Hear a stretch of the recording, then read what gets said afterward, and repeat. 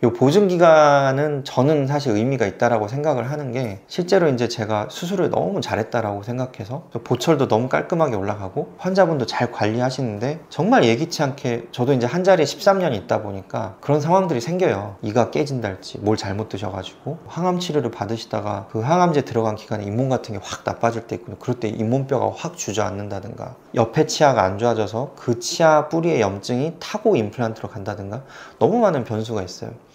그 경우에 저희가 다 이제 무상보증 해주고 아니면 뭐 적당히 유상보증 해주고 이러면 좋겠지만, 그 기간을 무한정 끌고 갈 수 없는 거죠. 왜냐면 이제 거기에는 당연히 이제 또 비용이 들어가기 때문에. 그래서 저희도 어쩔 수 없이 이제 그 보증 기간에 대한 어떤 옵션은 따로 적용을 하고 차등적으로 비용을 적용을 하고 있어요. 저는 이 부분은 의미가 있다라고 생각을 하고 환자분들께 조금 이해를 부탁을 드리는 편이거든요. 근데 이제 너무 저렴한 임플란트인데 보증이 평생이다 라고 하면 저는 오히려 저는 그게 말이 안 된다라고 봐요.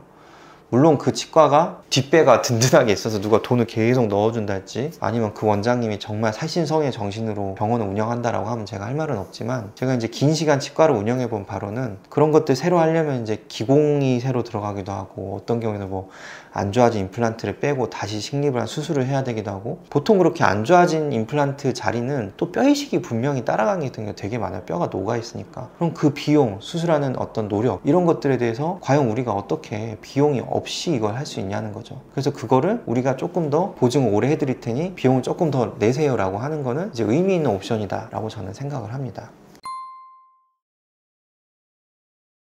뭐 오스템, 뭐 덴티움, 덴티스, 디오, 뭐 이름만 대면 한정없이 나열할 수 있을 것 같아요. 정말 너무 많은 임플란트가 시중에 나와 있거든요. 이거를 갖다 이제 원장님들께서 생각했을 때, 아니면 실제로 받는 금액이 다른 경우도 있어요. 일례로 저희 병원의 스트라우만 임플란트 같은 경우는 뭐 구체적인 금액을 말씀드리긴 어렵지만, 이제 국산 임플란트에 비해서 가격이 배가 넘게 책정이 돼 있고, 이제 그 금액을 저희가 내고 임플란트를 사와서 환자분께 수술을 해야 되다 보니까 비용이 아무래도 차이가 날 수밖에 없죠. 그래서 이제 이런 어떤 임플란트 브랜드나 회사들마다 이게 임플란트 가격이 조금씩은 차이가 있거든요. 비싼 임플란트들은 아무래도 그래서 이제 보통 이제 브랜드 밸류가 있다던가, 아니면 스트라우만 같이 실제로 들어가는 임플란트의 재료가 다르다든가, 뭐 이런 여러 가지 이유가 있지만, 대부분의 이제 원장님의 의견이 많이 반영이 되죠. 그래서 저는 이제 그 부분은 뭐라고 말씀 못 드리겠어요. 왜냐하면 저도 임플란트 회사에 따라서 가격을 달리하고 있습니다. 하지만 저는 임플란트 회사에 따른 가격의 차별이라기보다는 보증기간에 따른 차별이라고 보고 있어요. 왜냐하면 보증기간이 긴 임플란트는 제가 보통 비싸고 제가 더 신뢰하는 임플란트 회사를 쓰고 있거든요. 그래서 이 부분은 충분히 가능한 옵션 차이다.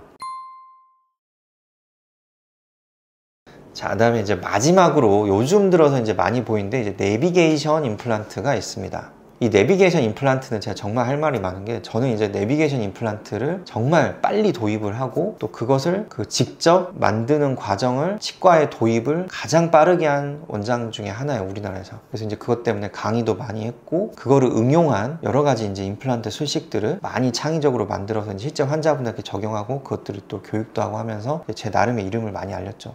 그렇지만 그런 저도 내비게이션 임플란트는 무조건적으로 적용하지 않습니다. 자, 이 내비게이션이라고 하는 거는 기본적으로 뭐냐면, 우리가 임플란트를 심을 때 임플란트가 잇몸뼈에 들어갔을 때 가장 좋을 위치가 있습니다. 그 위치까지 이 내비게이션이 안내를 해준다라는 거예요. 그래서 이 내비게이션 임플란트를 하시게 되면 이 내비게이션 수술 틀이 나옵니다. 그 틀을 만드는 과정은 컴퓨터 프로그램에서 임플란트 위치를 원장님 혹은 기공사 선생님들이 같이 협의하에 위치를 정하고, 그 임플란트 위치에 갈 수 있게 수술 틀을 컴퓨터에서 디자인을 해주면 이제 3D 프린터로 뽑게 돼 있죠. 그래서 예전에 제가 처음 이걸 만들 때는 3D 프린터가 너무 비쌌어요. 지금 저기 골방에 하나 있는 그 2017년에 샀던 스트라타시스라는 임플란트 그 내비게이션 수술 틀 만드는 프린터가 있는데, 그때만 해도 그런 프린터가 아니면 내비게이션 수술 틀을 제대로 만들어내는 3D 프린터가 별로 없었어요. 지금 쓰질 않아요. 왜냐면은 너무 많은 대중화된 3D 프린터가 시장에 나왔거든요. 그래서 사실 요즘 많은 치과들이 내비게이션 임플란트를 홍보하고 또 옵션으로 놓고 환자분께 추천을 하죠. 근데 저는 이제 솔직히 내비게이션 임플란트의 가장 큰 장점은 수술할 때 임플란트가 원하지 않는 위치로 가는 걸 막는다는 거예요. 이거는 저도 좋습니다. 하지만 이 수술 틀을 입안에 넣을 때 어떤 불편함도 있고, 이 수술 틀을 만드는 과정에서 들어가는 노력도 분명히 있기 때문에 환자분에게 그 가격을 부과를 해야 되는 거거든요. 저도 내비게이션 임플란트를 공짜로 절대 해주지 않아요. 근데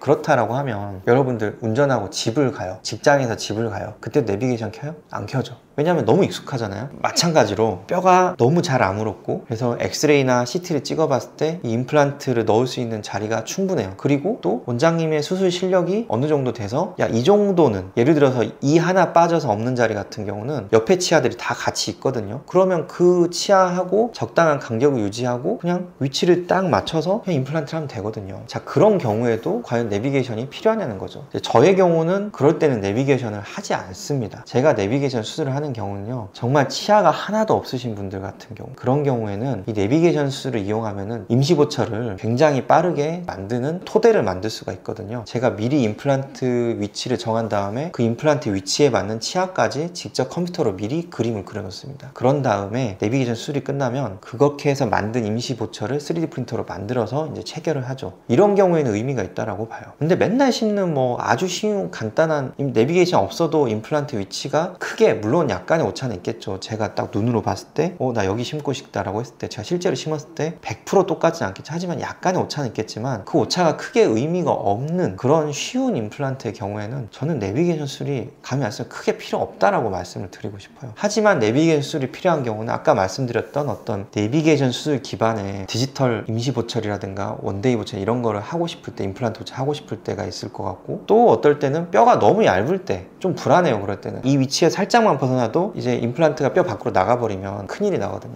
이제 그런 경우에는 또 내비게이션 수술에 그 도움을 얻을 수가 있겠죠. 또 앞니 같은 경우도 내비게이션 수술하면 되게 도움을 받습니다. 왜냐하면 앞니는 아무래도 보이는 자리이기 때문에 이제 바로 이를 올려드렸을 때 이제 장점이 많은데, 그럴 때 또 내비게이션 수술을 하게 되면 이제 임플란트 위치가 정해지고 그 위치에 맞춰서 치아를 미리 만든다든가 아니면 당일에 만들어서 끼울 수가 있기 때문에 장점이 있죠. 그래서 내비게이션 수술이 장점이 있는 환경에서는 내비게이션 수술을 추천을 드리지만, 맨날 무조건 내비게이션을 필수 옵션을 넣는 거는 저는 그렇게 찬성하고 싶지는 않습니다. 전 내비게이션 수술도 필요한 경우에만 옵션을 하는 게 좋다라고 생각을 합니다. 그래서 저도 아까 차를 고를 때 이런 옵션들이 풍부할 때 참 좋죠.